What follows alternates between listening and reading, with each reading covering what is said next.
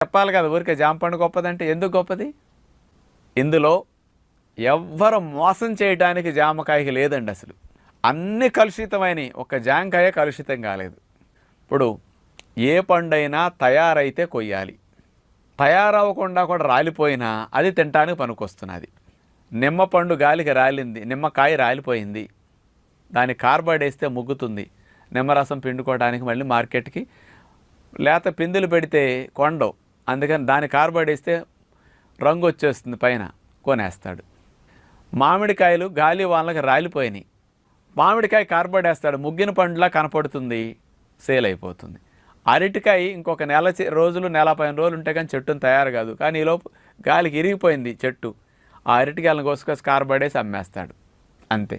బత్తాయిలంతే, కమలాలంతే, carbide వేస్తే రంగు వచ్చేస్తాయండి. ఇప్పుడు ముసలోళ్ళు కూడా నెత్తికి రంగు వేస్తే కుర్రోళ్ళు అవ్వట్లేదా?